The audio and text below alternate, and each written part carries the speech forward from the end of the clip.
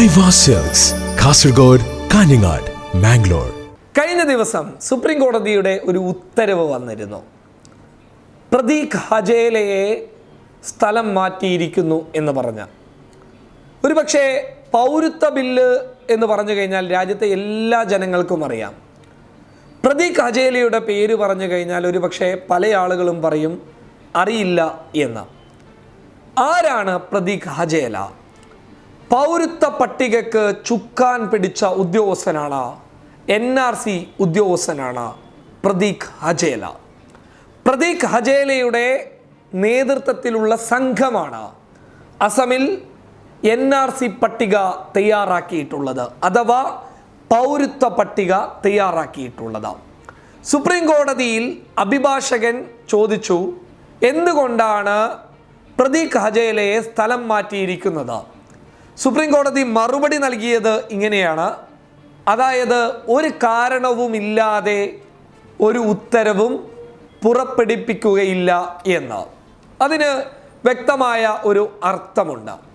നമുക്ക് വ്യക്തമായ ഒരു പരിശോധന നടത്താം. അസമിലെ പൗരത്വ ബില്ല്, നമുക്കറിയാവുന്ന ഒരു വലിയ വിഷയം എന്ന് പറയുന്നത്, അസമിൽ പൗരത്വ ബില്ല് നടപ്പിലാക്കുമെന്ന് പറഞ്ഞ ഉടൻ തന്നെ AIUDFിൻ്റെ നേതൃത്വത്തിലും മറ്റുള്ള മുസ്ലിം സംഘടനകളുടെ നേതൃത്വത്തിലും വലിയ പരിശ്രമം അസമിൽ നടന്നിരുന്നു. വീടുകൾ കയറിയിട്ട് ആളുകൾക്ക് വേണ്ട സഹായങ്ങൾ ചെയ്യാൻ മുസ്ലിം സംഘടനകൾ മുന്നോട്ട് വന്നു. അതിൻ്റെ ഫലം നമുക്ക് പൗരത്വ പട്ടികയിൽ കാണാൻ പറ്റുന്നതാണ്. ഇപ്പോൾ 5 ലക്ഷം മുസ്ലിങ്ങൾ പൗരത്വ പട്ടികക്ക് പുറത്തായിട്ടുണ്ട്.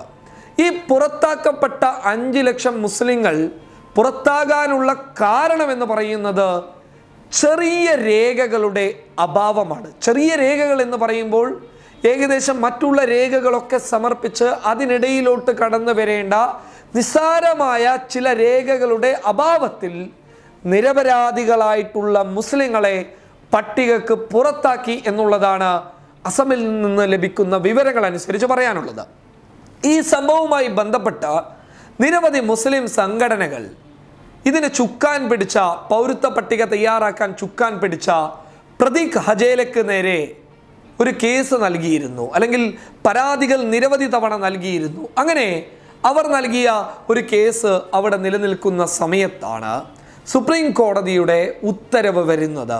അതായത് വ്യക്തമാക്കി പറഞ്ഞു കഴിഞ്ഞാൽ പട്ടികയിൽ ഉൾപ്പെടേണ്ട ഒരുപാട് മുസ്ലിങ്ങൾ പട്ടികക്ക് പുറത്താക്കപ്പെട്ടു. ലോക്സഭാ തിരഞ്ഞെടുപ്പ് സമയത്ത് സംഘപരിവാരും BJPയും പറഞ്ഞ ഒരു കാര്യമുണ്ട്, അസമിൽ 1 കോടിയിലധികം വരുന്ന മുസ്ലിങ്ങൾ കുടിയേറിയിട്ടുണ്ട് എന്ന്. പക്ഷേ അതല്ല നമുക്ക് ലഭിച്ച റിപ്പോർട്ട്. പിന്നീട് പൗരത്വ പട്ടിക മുന്നോട്ട് വന്നപ്പോൾ നമുക്ക് ലഭിച്ച റിപ്പോർട്ട് എന്താണ്? 5 ലക്ഷം മുസ്ലിങ്ങൾ മാത്രമാണ് പൗരത്വ പട്ടികക്ക് പുറത്തായിട്ടുള്ളത്.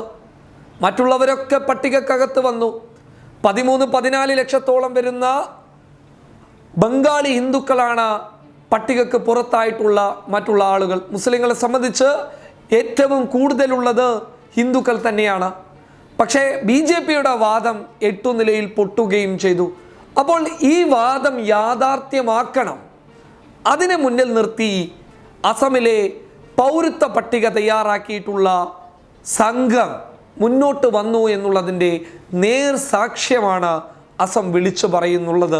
യഥാർത്ഥത്തിൽ പറഞ്ഞു കഴിഞ്ഞാൽ അസമിലെ പൗരത്വ പട്ടികക്ക് ഇരയാക്കപ്പെട്ട നിരപരാധികളായിട്ടുള്ള മുസ്ലിങ്ങളുടെ പ്രാർത്ഥനയായിരിക്കാം സുപ്രീം കോടതി ഇങ്ങനെയൊരു തീരുമാനം മുന്നോട്ട് കൊണ്ടുവരാനുള്ള കാരണമെന്ന് പറയുന്നതിൽ യാതൊരു തെറ്റുമില്ല എന്ന് വിശ്വസിക്കുന്നു. കാരണം പ്രതീക് ഹജേലയുടെ നേതൃത്വത്തിലുള്ള സംഘം മുന്നോട്ട് കൊണ്ടുവന്ന പൗരത്വ പട്ടിക, ആ പട്ടികയിൽ നിരപരാധികളായിട്ടുള്ള പല ആളുകളും ഇരയാക്കപ്പെട്ടിട്ടുണ്ട്. ആ ഇരയാക്കപ്പെട്ടതിനുള്ള കൃത്യമായ ഒരു മറുപടിയാണ് സുപ്രീം കോടതി നൽകിയിട്ടുള്ളത്. News desk, public Kerala.